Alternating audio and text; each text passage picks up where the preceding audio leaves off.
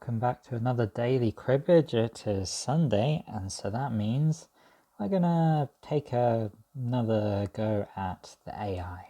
So last time we did medium, let's have a go at the hard AI and see if that's gonna put up any resistance. At some point, I expect that we're not going to consistently be winning against the AI. I know the impossible one is it's a bit of a challenge, and at that point maybe we'll have a few goes at it, see if there's any chance of being able to take him down. But until we get there, let's see what we face.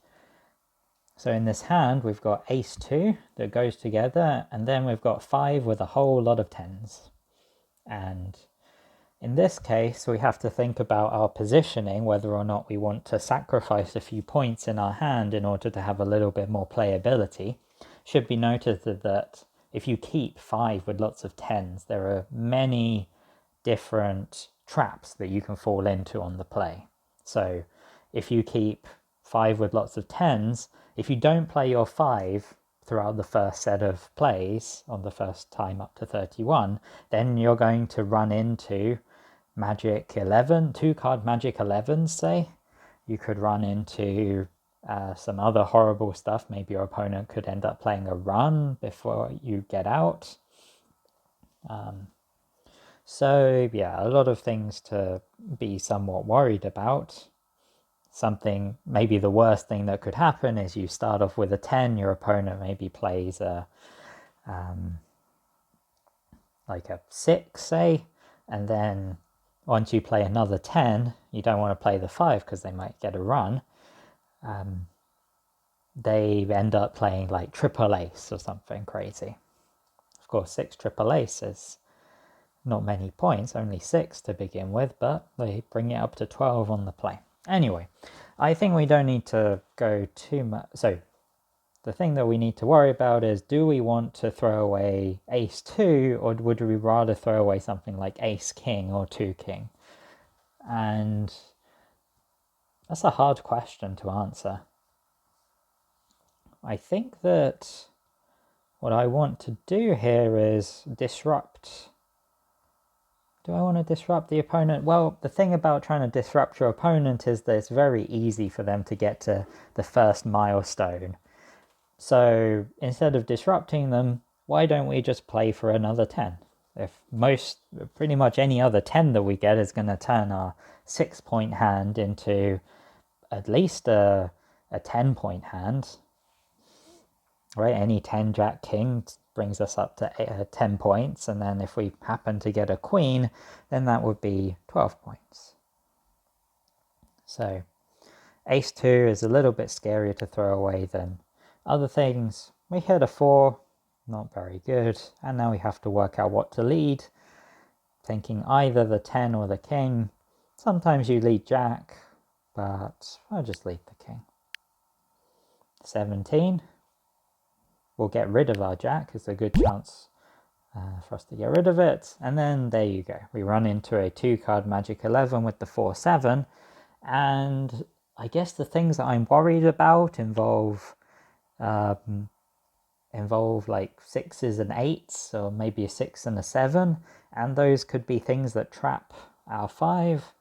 If our opponent has a 10, then we're looking at double 4, 7, 10. That's not as worrying as other hands. So I'll lead a 5 here. They get rid of a 6. And they had a 3. So they weren't trapping our 5, but it's good to get rid of that. And they had the flush. So there we go. 15 versus 6. What do we get now? So one thing to note here is that if we're really desperate for points, we can keep 8 double 10 together in order to try and hit a double run. That does sacrifice immediate points, and there's no reason not to keep all these immediate points. We've got 5 points in our hand with the 6, 7, 8, and at least 2 points in the crib with the double 10. And when they lead a 7, we have the choice now to either pair the 7, play 7, 8 for the 15, or jump up to 17 with the king. depending on how we're feeling. And I'm feeling pretty excited to dance with these runs. And our opponent has double 7 and I assume no 9 or 6. They didn't go for the run, so presumably they have things like double 7 ace, double 7 5-3, that kind of thing. If they have double 7 double 4, this is going to be really ugly. Double 7 2 ace. Okay. No, double 7 2 ace. It could have been worse. That's only 4 points. Opponent doesn't quite make their average, and we're a long way off from our own average. So apparently that's impressive. All right, what are we looking at here? Well, we've got a 5 and a few 10s, but the other thing is that we also have ace 9 as well to make 10. So we've got, when we notice we've got 2 10s and not a third 10, that means we can't do a 5 with lots of 10s kind of hand. If we were to throw away 2 cards from the ace 7 9, we would have to break up this ace 9 combo. And so when you see something like this, and it's a bit of a niche situation, you can always think about getting rid of that third card that doesn't make the 10 and sort of the worst 10. So we could keep something like this, or we could throw away something like this 7 queen, and this would be sort of the best combo for the crib. Get the lowest average for the crib, and it still leaves us with the option to try and hit a 10 and give us a run of 9 10 jack, which would really combo well. The other things that I would think about here are ace 9, because that leaves open a 6 that we can hit, and also 10s and kings on top. I assume that ace 9 is the best combo in terms of points in our hand. 7 queen is the best in terms of average in the crib without giving up too many points in our hand. And of those, what do we want to do? Well, we should turn to the scores. 21-19. We're both a little ways off from getting to 44, which is the next milestone. And because of that, I'm leaning more towards 7 queen.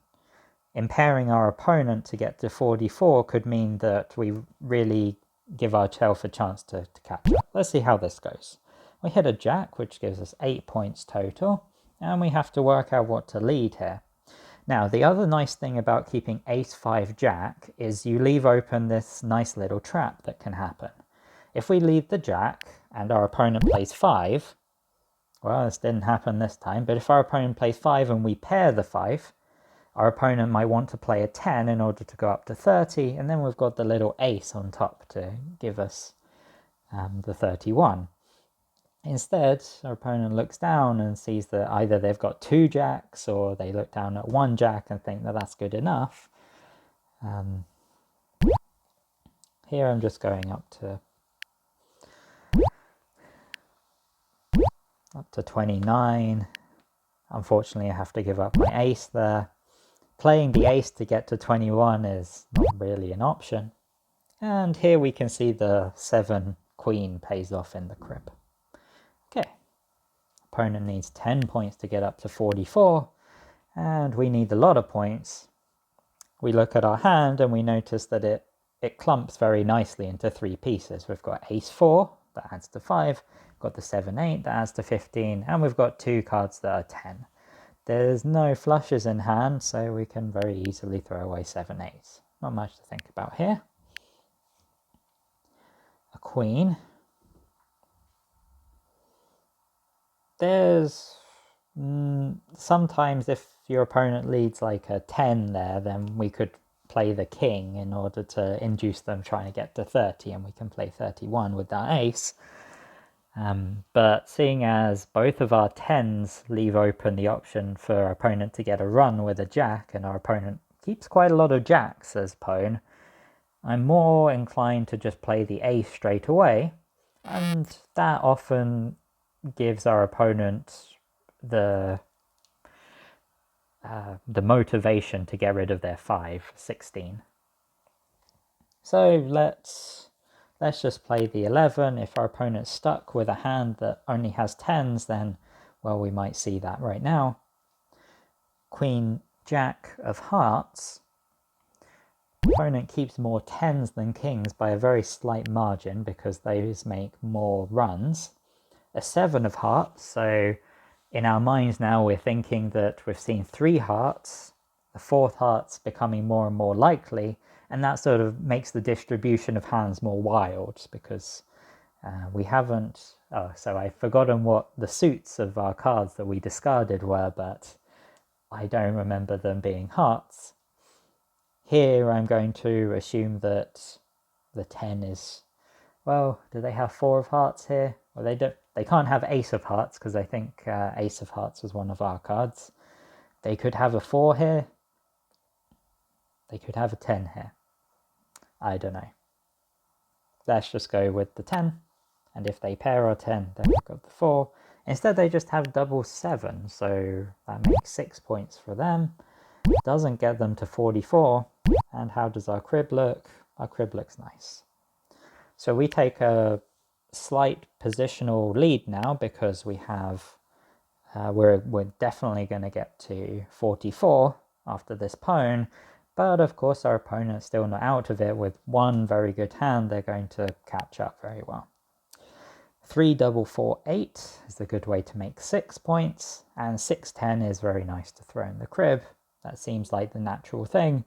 If we were really desperate for points and we could assume that a 7 was coming on top, maybe we would do this, but 3 double 4s is great because it leaves open double runs, 2s and 5s.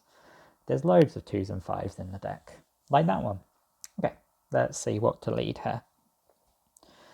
One nice thing would be to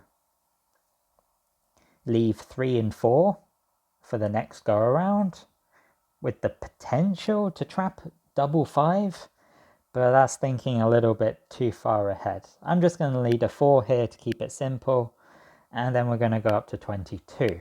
We avoid the 21. And we also avoided the 7 there, which is nice. But what does that mean for our opponent's hand if they show Queen 7? Well, maybe it means 5 6. And so if we play the 4 here, maybe our opponent's too scared to play the 6. Okay, well. Okay, none of that's the case. They just had a random 7. So that is great for us. And it puts us in a very comfortable position. 55 to 52. And what do we see here? We've got many ways to get... Well, we've got 6 points in hand if we want it, but that's not the best discard, 9 Queen. They don't really synergize well together. We could throw away double ace, but then we're forfeiting some points in our hand, and ace queen. So if we throw away ace ace, then we're getting the 2 points that we would have got from this ace in our hand, but we're getting it in the crib instead. And so we're wondering how much better is double ace in the crib as opposed to ace queen. And it's not better, unfortunately. But the overall question is it better than 9 Queen? What does the 9 do in our hand? Well, the 9 allows us to get lots of points if our opponent... So let's have a look at this hand, ace 6, 8, 9. We have lots of ways to get into a nice run. A 7 improves our hands to 10 points, and 10 improves our hand to like 8 points, I guess. Probably not 8 points. We got 3, 5, 7. So 7 points, which is nice. Currently, we only have 4 points in hand. So we're looking to improve with some top cards here. If we throw away Queen 9, what we're essentially saying is that we're quite happy with the points in our hand, and we're just happy that we've got 6 points. The position is fairly comfortable for us. We need 15 to get up to the next milestone. So I'm just going to go 9 queen here. And by keeping double ace and some fairly middling cards, we're leaving open the possibility that we're going to be able to play double ace on the play. So let's see if this happens. I think it's more likely for us to happen if we play the 8 right now. Let's see what happens. And, well, we can go up to 29 with our 6, and then if they pass, we get a pair of aces and 2 points for 31. That seems great to me. Let's see if that happens. No, instead we get it together with a go, so we do very well. Now opponents got a few points in hand here. They've got the ace double 4 10 for 6 and an extra 5 for 2 points, so 8 points, and we managed to scrape a couple of points in the crib. Let's just have a quick look at the different options here. Computer quite likes the 9 queen. It says that on average, of course, it scores us a lot of points in hand compared to the other things, and the crib is a little bit worse than the other options of ace queen, and of course ace ace, which automatically gets you 2. But if you subtract 2 points from the ace ace, it's not significantly better, right? So 4.57 points in the crib for ace ace. Subtract the 2 points that you're automatically getting, that tells you how it improves. And ace ace doesn't really improve that much. 9 queen doesn't improve that much either. They improve in sort of similar ways, by similar amounts, mostly because the ace ace improves with big combos. 9 queen improves consistently with things like 6s and, I don't know, some runs that suddenly get there. Okay. Let's go back to the game. 60 versus 68. We're very comfortable. We look down, and unless we don't see the double run, we'd be a bit worried. Double run is excellent here. So let's do that. We get an extension on our double run. It's not the right suit for our jack, but that's okay. It's hard to get double 9s pairing, so we'll just lead one. And our opponent plays queen, which is a safe distance away from our 9. They don't leave open any runs. So we could either play 10 in order to leave 2 cards that are separated, or we could play the jack in order to leave, get rid of our jack. So I'm going to just get rid of our jack. Opponent, I assume, has 2 jacks left, so had to play a jack there. Okay, I think I would have played the 4 given the opportunity, but that's me. Opponent gets over 70 points, but not after we do. 2, 3, 4, 6, 7, king. At 81 points versus 71 points, the first instinct that you probably have is to keep the 2, 3, 4 together and to keep it with something. The things that we could keep it with are a 6, 7, or king. And then you might think, well, 6, 7 is quite nice together as well, so why don't we throw that away? I think that's a perfectly fine way to think about it, especially considering the king. King 2, 3 is 2 points. It's not much more to think about. 5 is excellent for us, and the question here is, what do we want to play?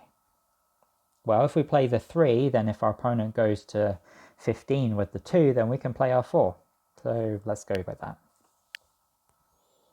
And here we have the option to play a 2, which would sort of draw out the 5s from our opponent's hand. That is, if our opponent has a 5 and a 10 left, they would have to play their 5. That's what I mean by drawing it out. If we play our 4, then we've still got cards to play, and our opponent wouldn't be able to get rid of or would keep their 5. And so we're going to draw out the card because that gives our opponent fewer points overall. Assuming the opponent had 5, 10 left. Well, does it give them a few points overall?